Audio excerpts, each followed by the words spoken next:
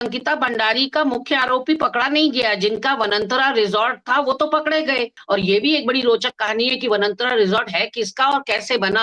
ये नाबालिग बच्चियों के साथ दुष्कर्म में संलिप्त पाए गए हैं। देखिए, मेरा मानना है कि भारतीय जनता पार्टी वो अपने ही चक्रव्यूह में आज घिरती भी नजर आ रही है। ये पब्लिक के लिए धमकी है, नेताओं के लिए धमकी है, आप लोगों के लिए या हमारे लिए? नहीं, मुझे लगता है भाजपा को ईश्वर सद्बुद्धि दे। ये वक्त धमकियों का है ही नहीं, ये वक्त इस चीज का है कि जो बात उर्मिला सनावर कह रही है उसमें सच्चाई कितनी है, इसकी तह तक तो भाजपा के लोगों को भी जाना चाहिए था, क्योंकि सत्ता तो आपकी है और सत्ता से ही सवाल पूछे जाते हैं। तो सत्ता से यही सवाल बनता है उर्मिला सनावर के सनसनीखेज खुलासे के बाद कि आप कर क्या रहे थे, और ये सारे साक्ष्य और सबूत जब आपके विधायक सुरेश राठौर के पास मौजूद थे तो फिर कोर्ट के सामने क्यों नहीं रखे गए? ये तो फिर मुझे लगता है एविडेंस छुपाने का भी मामला है कि एविडेंस छुपाया गया, ये भी एक गंभीर क्राइम है। बुलडोजर चलाना और साक्ष्य और सबूतों को मिटाना भी एक गंभीर क्राइम है। तो कुल मिलाकर मोदी है तो मुमकिन है कहा गया था हम लोगों से, वाकई लग रहा है मोदी जी हैं तो मुमकिन है, क्योंकि जहां जहां भाजपा की सत्ता है वहां इसी तरह से काले धंधों को, दुष्कर्मों को, पाप को छुपाया जा रहा है।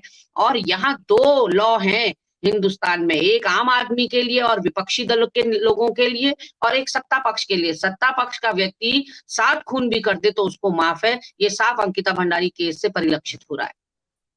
नहीं, इसमें जो सबसे बड़ा जो मामला है ना ऑडियो और वीडियो को लेके, उसका थोड़ा सा ये है कि जो वीडियो है वो तो उर्मिला ने रिलीज किया लाइव करके और कहा है कि ऐसा ऐसा मेरे पे मामला है, और हवाला दिया कि मेरे पे ऑडियो है, उस ऑडियो को उन्होंने रिलीज किया जिस ऑडियो में सुरेश राठौर बहुत गाली गलौज करके साथ गट्टू का नाम ले रहे हैं। गट्टू नहीं, को आज उर्मिला ने कहा है कि मैं वीडियो भी रिलीज करूंगी, जो कि ट्रेलर होगा पूरी पिक्चर का, एक शॉर्ट वीडियो भी रिलीज करूंगी। तो कुल मिलाकर मेरा कहना है कि सच्चाई खोजने में या सच्चाई जानने में कोई इंटरेस्ट नहीं है क्या भाजपाइयों को? भाजपा सीधे अपने ऊपर लगे हुए दागों को ऐसे कैसे हटा सकती है? दाग लग रहा है तो कुछ उसका आधार भी होगा।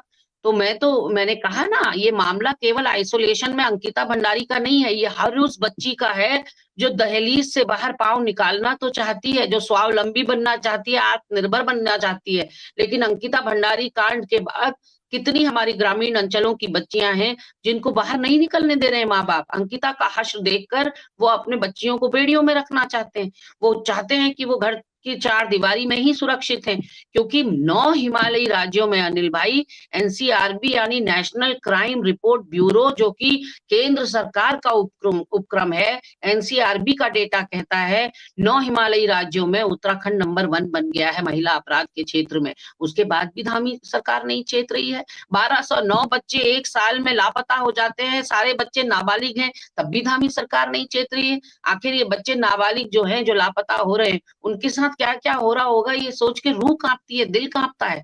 तो आप सोचिए कि ये भट्ट साहब जो कह रहे हैं, भट्ट साहब अगर आपको देखिए सवाल पे तब आते हैं। हाँ, लगातार ये लिख रहे हैं कुछ। मैं बस इनसे ये पूछना चाहती हूँ, अंकिता भंडारी आपकी बच्ची भी हो सकती थी। अंकिता भंडारी को न्याय मिलने के लिए अगर कांग्रेस पार्टी आवाज उठा रही है तो पेट में मरोड़ क्यों उठने चाहिए किसी के भी? क्या बच्चियों को न्याय, हमारा विपक्ष का और काम क्या होता है? विपक्ष का काम ही यही होता है कि सत्ता से सवाल पूछें। अगर किसी गरीब और मजलूम और निचले तबके की कोई भी महिला, हमारे उत्तरकाशी में 4 दलित बच्चियों के साथ बलात्कार हो गया, आज तक उनको मुआवजा तक नहीं मिला। गैंगरेप का शिकार हो गई उत्तरकाशी की 4 नाबालिग बच्चियां, जो कि पूर्व विधायक करण महाराज जी ने प्रेस कॉन्फ्रेंस करके उठाया। यानी कि हम सरकार को सबूत दे रहे हैं, प्रकरण बता रहे हैं, और आप मुझे बताइए, विपक्ष का काम होता है आरोप लगाना, वो हम लगा रहे हैं, और साक्ष्य सबूत जुटाना और उसको परिणति तक पहुंचाना तो सत्ता पक्ष का काम होता है। साक्ष्य और सबूत तो आपके पास एलआईयू है, इंटेलिजेंस है, पुलिस है, अमला जमला सारा आपके पास, सूचना तंत्र आपके पास, सारा पुलिस प्रशासन आपके अंडर में, और साक्ष्य और सबूत भी अब कांग्रेस उठा के दे। तो ये उल्टी गंगा बह रही है इस राज्य में और पूरे देश में। 2014 के बाद एक अंधेर गर्दी देखने को मिली है, और अपनी देवभूमि का नाम हम इतनी आसानी से बदनाम नहीं होने देंगे अनिल भाई।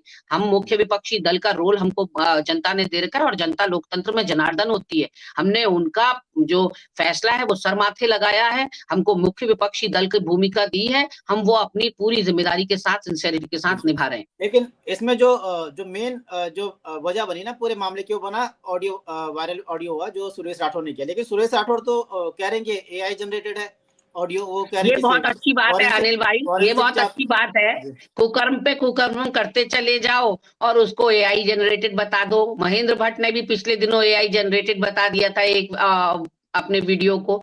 तो एआई तो ऐसा एक हथियार लग गया है इन लोगों के हाथ में कि बच्चियों की इज्जत लूटते जाओ, बच्चियों को अपना मोहरा बनाते जाओ, और एआई जनरेटेड। वो तो फॉरेंसिक जांच में पता लग जाएगा ना, जब हरीश रावत जी के स्टिंग को आप 24 घंटे में चंडीगढ़ की फॉरेंसिक लैब से यहाँ पुष्टि कर सकते हैं कि वो असली है या नकली, तो अपने वीडियोस को क्यों नहीं भेजते फॉरेंसिक लैब में? चंडीगढ़ की फॉरेंसिक लैब भेजा था और 24 घंटे में पूरा निर्णय सुना दिया गया था। तो यहाँ जब इनके वीडियो ऑडियो वायरल हो रहे हैं तो उसकी भी तो जांच फॉरेंसिक में हो सकती है। तो बहुत गंभीर मामला है ये, वो मामला है जिसने उत्तराखंड की राजनीति में भूचाल ला दिया था। और अगर अभी भी उत्तराखंड की जनता सोई रहती है और उत्तराखंड की जनता को कोई फर्क नहीं पड़ता कि अंकिता भंडारी की हत्या किसने की और उसके साथ गैंगरेप कौन करना चाहता था, उसको क्यों स्पेशल सर्विस देने के लिए मजबूर किया जा रहा था, तो मैं तो कहती हूँ धन्य हो फिर ऐसी जनता को। मैं तो जनता से कहना चाहती हूँ कि आपके जागने का समय है, इस वक्त हल्ला बोल करने का समय, एक जन क्रांति की जरूरत है उत्तराखंड को, वरना उत्तराखंड को तो जिहाद और डेमोग्राफी में ही उलझा दिया जाएगा। क्योंकि अपनी विफलता, अपनी नाकामी को छुपाने के लिए धामी सरकार जिस तरह से लगातार जिहाद की बात कर रही है, लगातार डेमोग्राफी चेंज की बात कर रही है, उसकी असली आरोपी भी वही है। उसके असली अगर कोई उसका आरोपी है तो वो भाजपा है, क्योंकि आपने भू कानून में बदलाव किया। त्रिवेंद्र सरकार ने सबके लिए उत्तराखंड ओपन फॉर ऑल कर दिया, यहाँ लोग आकर बस गए, तो गलती किसकी है? कांग्रेस की गलती है उसमें। अगर आपने भू कानून में बदलाव कर दिया और कह दिया कि पहले आओ पहले पाओ, वो गैरसैंण जो हमारी प्रस्तावित राजधानी है, उस गैरसैंण में कोई जमीन नहीं ले सकता था। आज की डेट में गैरसैंण में आप कितनी भी जमीन ले लीजिए, कोई रोक टोक नहीं है। तो कहीं ना कहीं देखिए आपने लोगों को बताया जी। नहीं, मेरा ये कहना है कि जो ऑडियो वीडियो आपने सुना होगा जो ये वायरल हुआ है, उसमें जैसे उन्होंने पूछा उर्मिला राठौर ने फोन पे कि क्या उस रात सभी लोग सामूहिक दुष्कर्म करने जा रहे थे। सुरेश राठौर ने रिकॉर्डिंग में कहा कि वो गट्टू था जिसे तू अपना भाई कहती है। बाद में उर्मिला राठौर ने बताया कि वो गट्टू यानी दुष्यंत कुमार गौतम है नाम है। मेरा ये सवाल है कि कई बार क्या होता है कि आपसी बोलचाल में हम हवाई बातें भी कर देते हैं, कई बार नशे में या कुछ ऐसी बातें कर देते हैं और बातों का बतंगड़ फिर बन जाता है।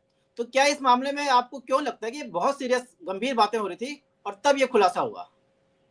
नहीं, गंभीर तो है ही। अंकिता भंडारी का मुख्य आरोपी पकड़ा नहीं गया, जिनका वनंतरा रिजॉर्ट था वो तो पकड़े गए। पुलकित आर्या, विनोद आर्या का वो रिजॉर्ट था, पूर्व दर्जाधारी भाजपा के थे, उनका रिजॉर्ट था, उनका बेटा अंकित आर्या, पुलकित का दोस्त अंकित, ये सब लोग पकड़े गए। लेकिन वो कौन था जिसका जिक्र वो अपने कॉन्वर्सेशन में कर रही है? उसके व्हाट्सएप कॉन्वर्सेशन उपलब्ध हैं, मौजूद हैं, जिसमें अंकिता अपने दोस्त को कह रही है, जम्मू में रहने वाला उसका दोस्त था, उसको कह रही है कि मुझ पर दबाव बनाया जा रहा है और यहाँ बहुत गंदे काम होते हैं, मैं गलत जगह आकर फंस गई हूँ। मैंने तो सोचा ये सिंपल रिजॉर्ट होगा, यहाँ सिंपल रिसेप्शनिस्ट की नौकरी करूंगी, लेकिन ये बहुत गंदी जगह है, यहाँ गलत काम होते हैं और मुझ पर भी किसी वीआईपी को स्पेशल सर्विस देने के लिए दबाव बनाया जा रहा है। ये मैं कोट अनकोट अंकिता के व्हाट्सएप चैट बता रही हूँ। तो ये गंभीर मामला तो है ही। आप मुझे बताइए, कोई भी माँ या कोई भी पिता अपनी बेटी को कैसे बाहर काम करने जाने देगा अगर बच्चियों के साथ ये हश्र होना है? तो मैंने कहा तो अंकिता की वो चिट्ठी भी है जिसमें वो अपनी माँ को और पिताजी को लिख रही है कि घर की छत टपकती है, चिंता मत करिए, इस बार मैं पहली सैलरी मिलेगी तो घर की छत ठीक कराऊंगी।